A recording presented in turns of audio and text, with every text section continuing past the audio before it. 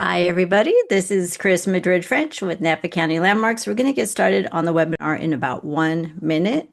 So while we're waiting, you can check your controls, make sure you can hear me and see everything okay. We are recording this so that if you miss the webinar today, you can watch, or somebody you know misses it today, you can watch it on our YouTube. All right, it's noon, so welcome everyone to Napa County Landmarks webinar. We are going to be discussing the Franklin Station Post Office today. And as I mentioned, my name is Christine Madrid French. I'm the executive director and I'm also an architectural historian. So I put together some information with the help of our team here at Landmarks so that you can find out, what is going on with the post office. And I want to show people the inside of this building as well.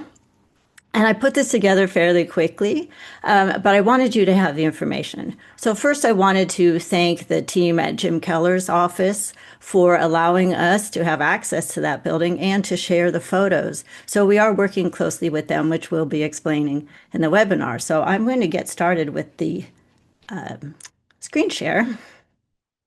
I'd also encourage everybody to go ahead and check out our website. It's going to have all kinds of information, especially everything I'm sharing here will be available on our website. And pardon me while I click. Okay, it should start screen sharing. Here we go. Okay, Napa Post Office, Franklin Station, opened in 1933. And this is what we have today.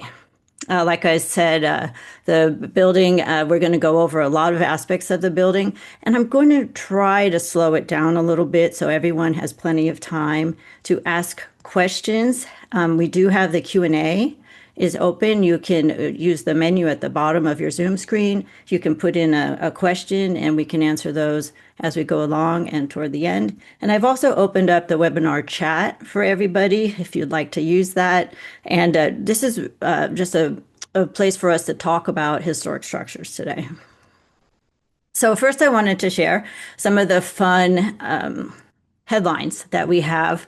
The Loot Poultry producers are safe, apparently, but more importantly, Reed and Corlett would be the architects for the Napa Post Office. And I put these newspaper headlines in the approximate order. We're looking at November 16th, 1931. And quickly after that, the final plans were nearly ready for the new Napa post office. And there are images about here's how Napa's new post office will look. We're in April 8th, 1932. You can see that the Prohibition Fund is going on. There's fights at the Capitol. But more importantly for us, again, a description of the building is given by the architect. This handsome structure will be a fireproof construction and 121 feet long. You can see there it was estimated to cost $140,000 for this building.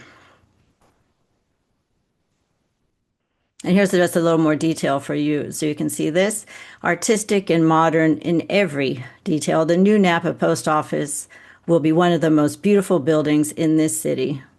This picture is reproduced from the sketch made by the architects, who we'll also talk about in a minute. This is the first picture of the building to be printed in Napa. So this was a big deal. The lot here before the post office was there did have quite a few trees on it, and I put that in our timeline, which is available on our website. So they cleared the lot. They got ready for this new post office. Some of the details that have come out about the construction are very interesting to me. For instance, a 35-ton machine was brought up from Vallejo to do the post office job after they completed work on, I believe, the Vallejo post office first. So this, they're bringing in equipment. The contractors who worked on this talked about using a lot of local materials, local contractors to work on the building. So it was very much, though, created by the architects at the federal level, was very much a local endeavor. And here's a newspaper article, the big celebration. This is May 26, 1933. And interestingly, somebody just alerted me to this, that there was not just a cornerstone laying, but also a where they put all the memories in the box. And so the list of articles that were placed in this box were placed in the corner. And I'm not sure that that has been found or if that still remains. But that's one of the things that we'll be looking for. And this is the only picture I could find of the building under construction. I should mention that if you or your family in Napa have photographs of the post office throughout its history, particularly interior photographs of the lobby, that would be very useful for us who are working towards the preservation of the significant features of this building. So this picture was showing the progress of the structure. It does have fireproof clay brick, which you do see in Napa. You can see a little bit of it exposed at the Napa River Inn, which was the old mill. You can see some of that fire clay brick, and that was an effort to keep the building as a fireproof structure. Here's about the architects. So there's a little confusion about the architects because William Corlett indeed worked on this building, but it was the William Corlett we often think of was a very prominent 19th century architect who is in Napa. His house is still right there on Jefferson Street. But it was his son. So William Corlett, the senior, did advise on the post office, but it was his son, Will G. Corlett. So Napa produced three generations of architects. First was William Corlett, and then Will Corlett, and then Will Corlett's son also became an architect. So Will G. Corlett was the son of William Henry. He practiced in Oakland. He had a partnership here with Walter Dixon Reed, and they both together worked, and they have significant works in Oakland still remain. You can see here it says they designed the new Oakland Bank building, for example. So for the post office in Napa, they did receive $5,760 for their design fee on a $140,000 building. I have some of the original drawings. They might be a little hard to interpret over Zoom, but these are accessible and they were used in the development of this new project that we'll be talking about in a minute. So you can see that a lot of this detail is produced by the architects. Some of the things that you'll see that are in a post office from this period, 1933, were items that were dictated by the federal government. This is a federal building, right? After all, so the local architects design an interpretation of the post office based on what the federal government has articulated as the standardized appearance across the country, so that all of the post offices around 1933 in the United States have some similarity in their look, but with a regional inflection, so that they are addressing regional design while also leaning towards that federal idea. Here are just some details maybe so you can see just a little bit closer. You can see in the bottom right corner, we have Reed and Corlett. Architects have signed this, and William H. Corlett, that's Corlett Sr., is contributing to the designs. The cast iron lamps that are in the front, which are protected right now, they're wrapped. Those are, you see right there, it says standard type. So there have been others of these produced by the government for post offices, right? But you can see there's notes, all exterior brick shall be Roman face brick. So they're articulating what kind of materials. Architectural terracotta, buff in color that matches the brick. And the architectural terracotta on this building is extraordinary. The eagles, you can see the eagle on the left-hand side. And then all around the top, what we would call the cornice line of the building, has terracotta ornament. There are a number of buildings in terracotta in downtown Napa. So if you ever pass the Gordon Building, for one, has a beautiful terracotta tile exterior. The First National Bank, which is the home of Alegria, which Napa County Landmarks is the owner of First National Bank. It's not marble and it's not stone, even though it looks like very much a classical revival. It is, in fact, terracotta tile. So next time you're at that building, just take a close peek. And you can really see that Terracotta was used as a way that you can find, it feels like stone, but it was a lot lighter and it was easier to customize and produce. So I have 3 postcards here of the post office that I found, on eBay, and you can see the how the building progresses. It looks to me like there's a dirt road there, so the road was still dirt at that time. But you can see the features of this building. In 1933, this would have been a pretty big construction in Napa. And here's the next one. This is about 1940s. We're getting our vegetation is growing in here. And then here's a little bit later, and you can see the church peeking through the crack there between Uptown Theater and the post office. So just to wrap up kind of the history of the building. So the reviews of the building, I'll just read the first 2 here, but you can see these, that the beauty of the lobby will be beyond any doubt, prove a surprise to those who visit the building. And that's the Register, 1933. And also one of the most beautiful, if not the most beautiful, federal buildings of any city of similar size in the entire country. So this building was considered a gigantic achievement for the city of Napa, and it really made Napa the centerpiece of this federal campaign. There were buildings being constructed all around the area. There was a budget set aside for the North Bay area, and you can see, of course, the St. Helena post office is magnificent, gorgeous, gorgeous building with a lot of original interior elements. But also there was money put aside for Vallejo, and you can see all of these have a very similar federalist, I guess, kind of exterior, well articulated, but with a slightly flat projecting facade. So all of the post offices have a similar appearance, with some exceptions. So in 2014, there was a horrific earthquake here that we are still working through. There are quite a few buildings in Napa, including this one, that are still recovering this long after a major event like this. So the earthquake damaged the building. Immediately, it was closed. And you can see these are more recent photographs showing the bracing that is holding up the bricks. In this photograph on the left, you can particularly see that Roman buff colored brick is what they call that. And underneath you see a red brick. Those are the fire clay tiles underneath. So there's actually 2 sections here, right? There's the facade, which is looks like it's kind of freestanding. And then inside you have another facade, and then you have the interior elements. And this is important when we're talking about preservation of this building.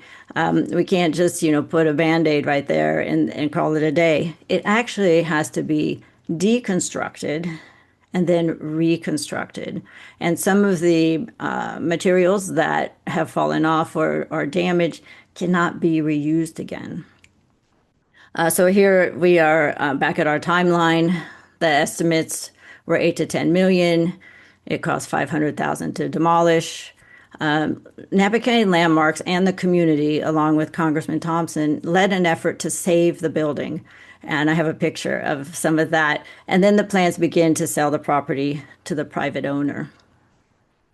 What's important to remember also is during this period, this report is available on our website under the Franklin Station post office page. But this was, there was an act by Congress to start deaccessioning their historic post offices in 2014, which happens to be the same time that this earthquake came. So the post office was already looking, and Congress was already looking at deaccessioning historic post offices. So it wouldn't have been a priority of the United States Post Office to repair a building that had such significant damage. And you can see this whole list of historic post office that were for sale and were eventually transferred to private ownership. I also have this compelling document available on our website, The History of Post Office Construction, 1900 to 1940, written in 1982. But this is all of the kind of material that we review when we're looking at where does this building sit in the timeline of post offices across the country. Also on our website, you will find the National Register nomination and the amendment of the National Register nomination, which was added after the damage to the building. So here's some photos of the effort to save the structure. What is happening here is, where the community is reaching out to save a building that's so important to them. But what's important too is that this building had reached an inflection point. So it had reached a certain age. It was damaged tragically in an earthquake. And then here's a moment where it will either continue or it will not continue. These moments are extremely important in helping us steward historic buildings to that next period. Right now, we're at another inflection point for this building, and that's why Landmarks is supporting the effort to redevelop the site, because it's about, are we going forward? Is this building going to last into that next stewardship period? So as a result of the community effort, the USPS said, okay, we won't demolish it and we'll sell it to somebody instead. So when you have a property like this, what you'd like to do is attach what we call preservation covenant. And I just put all of the words in here. I won't read everything, but what it is basically, this is how Napa County Landmarks is involved with the project right now. So a perpetual preservation covenant on the property moves with the property. It's attached to the deed, so to speak, legally binding. It runs with the land. And as the covenant holder, Napa County Landmarks reviews any alterations to the character defining features, which we'll talk about. And we compare that with the Secretary of Interior standards for the treatment of historic properties. And this helps ensure that the building's integrity is preserved for that next stewardship generation.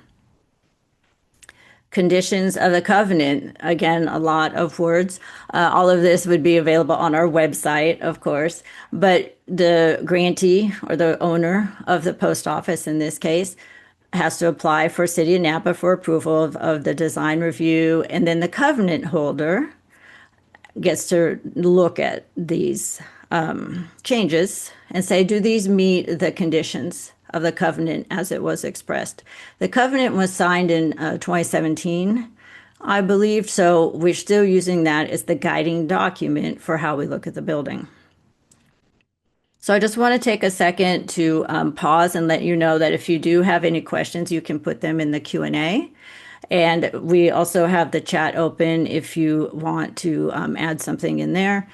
But I want to thank, again, David Oliver and Jim Keller and the team who are working on this building, who are the owners of this building, for letting us in the structure and for letting me share the photographs that we've taken while we were on some recent tours. So here we are at the back door, ready to go into the post office. The building is in, it's obviously been cleared. It is in, I would say, not great condition, right? The integrity of the structure has been damaged. You can see, and I'll go kind of slowly through these photographs so you can get a really good look at these. Again, all of these are on our website, so you can go ahead and look at them again. But you can see, like on the far right, where the plaster has cracked all the way across, and beneath the plaster, you can see that fire clay brick, again, that they inserted. An interesting thing on the left, if you look towards the top of the photo, there's a passageway with a hole in it. And this apparently was a walkway where the post office people could look down at the sorting of the mail. And then you'll see over to farther in that photograph, there's a stairway to the basement and there's other utilities there. This is where the post office people would be standing. If you came into this post office, I hear a lot of great stories from people in Napa, how they would visit this post office and like the last time they went was right before the earthquake. You'd be on the other side of this counter. So this is more the post office section there. And we have these, the details are still there, but you can see if you look closely, there is quite a bit of damage. And the plaster cracking is indicative of something else also usually happening beneath the plaster. So the back end of the building on the interior is really like a giant warehouse because you're processing all your mail back there. And you can see all of the cracks here. The door that says exit, that is the basement door. And here are just a couple more photos of some of the damage from the back. Our research has shown that maple block floor laid over concrete in the processing room is original, but I think a lot of those are in probably poor condition. But it's not a character defining feature, but that was the original floor from 1933. And here are some more. So these are the mailboxes where you would get your mail at, and you can see the damage not just to the plaster, but again to the fire clay brick behind it has endured quite a bit of damage. On the left is a picture down the hallway back into the processing area, and on the right is a picture in the basement, which is quite interesting. On our timeline on the website, the basement was finished after really, so they started using the post office, and then after that was completed, they had to do more work in the basement. Apparently, there was some water leaks, but it was used for other federal offices in the basement of the post office, and all of the mechanicals are still down there. It's a lot of space. Here's the lobby, which a lot of people remember very fondly, quite beautiful, very elegant. And this would be, the height of design in 1933. We have found out that the lanterns that are hanging in the lobby were added in 1966, according to drawings and other accounts. So those are not original lights, but for the most part, everything in this lobby is original. Some of the features that would stand out would be the flooring, which is terrazzo, which was listed in the newspaper as an original feature. You can see the marble wainscoting on the side. That is a golden veined marble. And then you have your metal frame windows up above.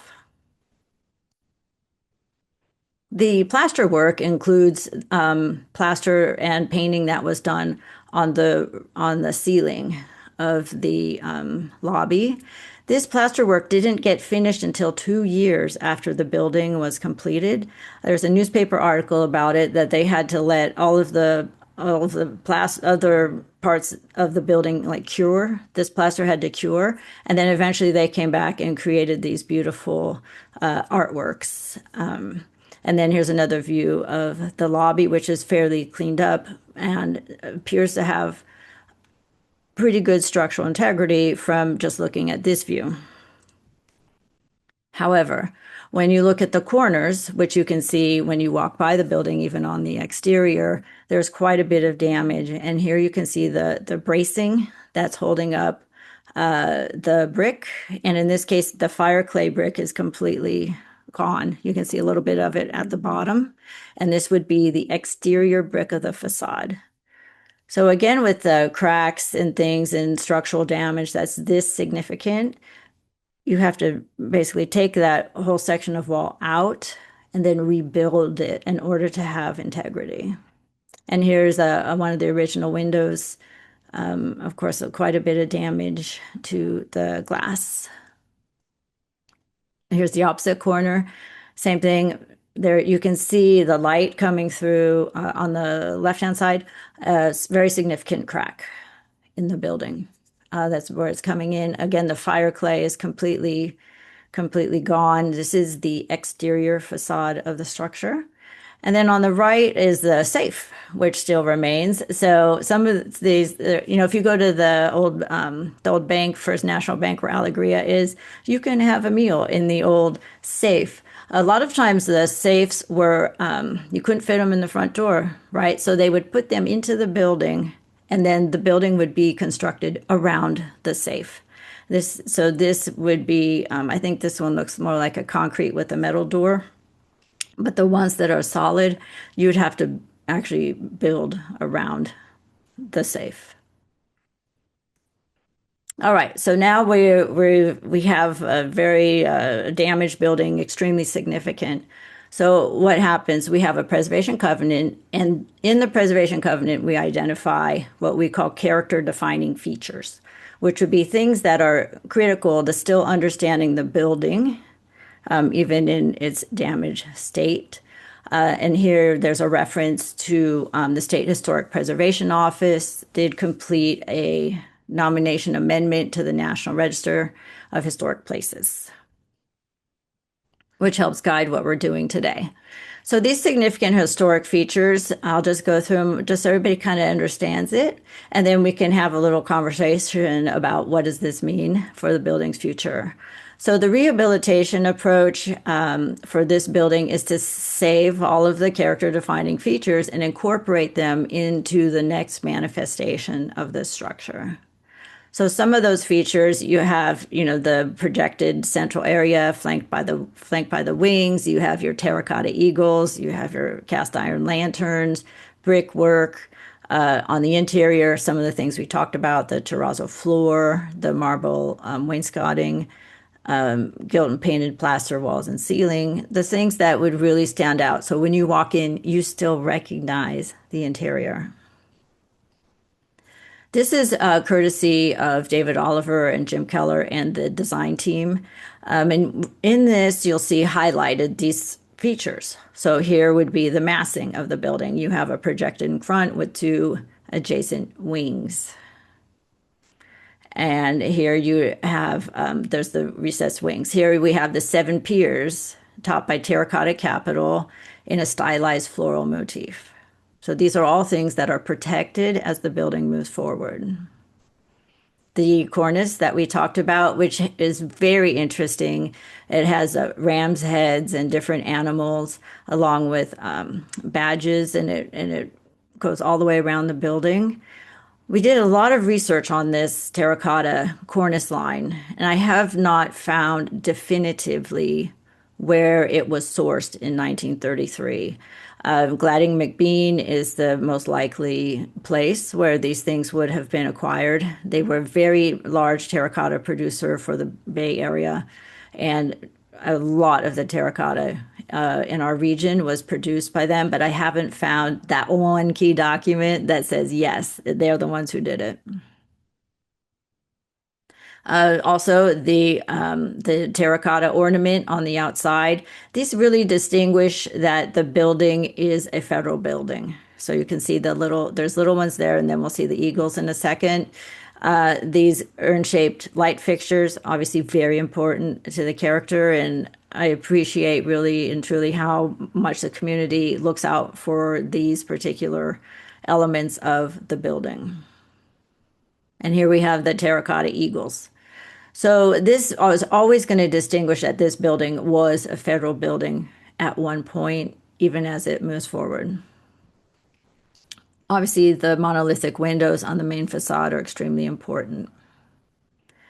So on the interior, this is the condition of some of the materials that are considered character-defining features. It's going to take a little bit of work to get this back in order so that we can go back in the building.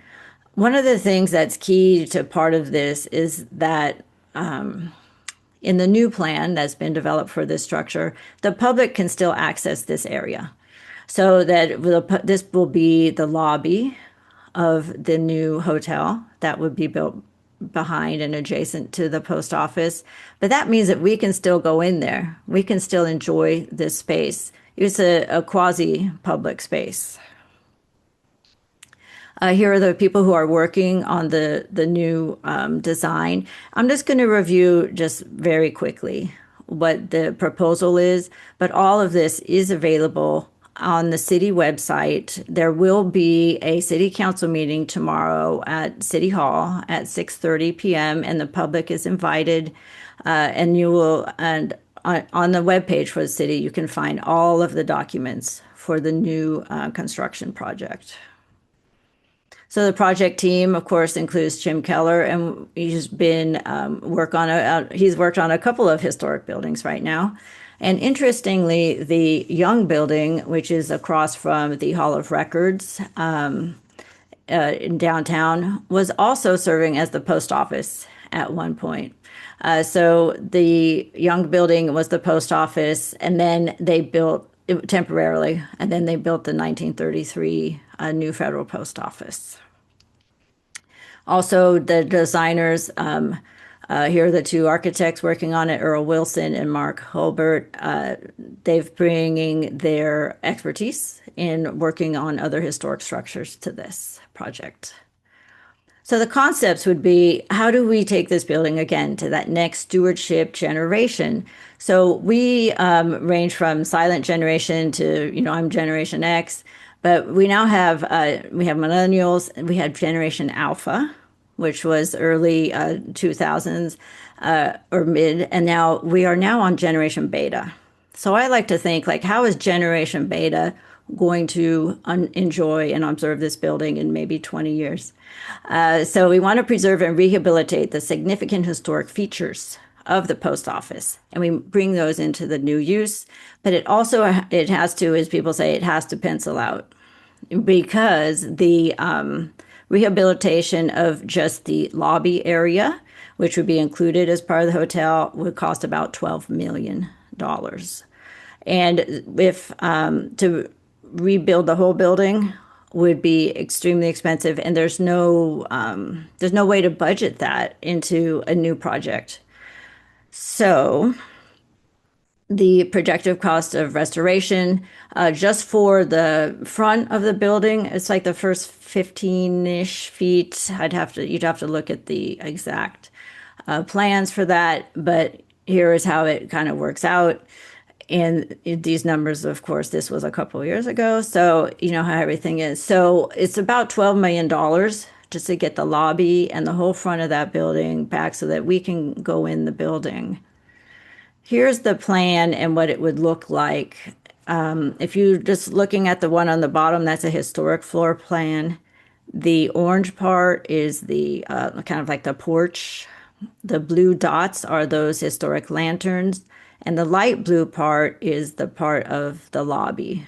So all of that, all of the character defining features that were identified in the Preservation Covenant and the National Register nomination are contained within this area for the most part. And so here's what the project team has worked on to come up with a good solution. How do we save this building and bring it forward? And Napa County Landmarks has reviewed all of the information, and the board did vote on this. The board reviewed it and did vote and decide that we could go ahead with this plan. The sides of the building, you can see that it's really just going to be the front of the structure that is saved. On either side are glass walls that go from foundation to the cornice line of the new structure. One of the things that I can see here is that even though the whole building is not saved, visually the cornice line is continued by this glass wall. And this was also identified in the recent Planning Commission and also the Cultural Heritage Commission meetings as being an important feature of the new building that helps people still visualize what the historic building used to look like. And here's from the other side, again, with the glass wall that's kind of reflecting it. The new project, you can find all the information online, and you do have the ability to come tomorrow to the city council meeting at 6:30. I will definitely be there, and the city welcomes your comments from the public. So what we want to do is get this building back in operation and get it, off the mothball list here and get it open again so people can enjoy it. And we think that this plan is at this point, the only way that this is going to happen. So again, I encourage everybody to come to our website. We have a new page dedicated to this building. It's napacountylandmarks.org, and you'll see a link right on the first page. And all of the information I just showed you, including photographs, historic resources, and other histories for the building, are available there. So I will stop sharing and see if anyone has any questions. I see there's one question there. Okay, just takes me a second to get all my windows back in order. Okay, we have a question here from Scott who says the status of landmarking. Oh, and I don't think that and what to what extent has the landmarking been controversial? I don't think the landmarking was controversial at all. I think what is important is that people understand that this building is critically important to understanding historic Napa, where we've been and where are we going. So the building is listed on the National Register with an amendment because in theory it would have lost integrity of materials because of the earthquake damage. Napa County Landmarks is involved, and I wanted to host this webinar today to just get everybody the information that you might need to see the building, understand the building, and especially get a peek at that interior. Are there any other questions that anyone wants to ask? I have the Q&A open and the chat. You can also write to me at info@napacountylandmarks.org. As I mentioned, I will be at the meeting tomorrow night if you want to talk more about this at 6:30 at the City Council. So I don't see any more comments coming in, so I'll wrap it up. But thank you so much for joining us today, and we really appreciate your involvement and your concern for our historic structures in Napa County. And definitely get in touch with us, be a member, join, follow, and like. So thank you. I finally got some questions. I was just going to wrap it up. Okay, so we have the timeline. That's the last question, huh? So the timeline, it's going to take a couple of years, right? We need to get through some of these processes and review, and then the construction planning can begin. So it will be a couple of years before we can go into this building. But we have high hopes for it, and we're very confident in the team that's involved, and then all of our ability. Like we're watching this building, all of us in the community. So I'm very confident that this can be successful. All right, well, keep in touch and just let me know if you need anything else. Oh, and one more question. What happens to Ace Hardware? Nothing. It's going to stay there. So the Zeller building, what we call the Zeller building, is not involved in this plan at all. The hotel, but again, check out the city website. They have all the plans are up there, all the for the certificate of appropriateness, everything's up on the city, and you can find all of that information. Okay, well, everybody, thanks so much for joining, and I'll see you tomorrow, hopefully at City Council. Thank you.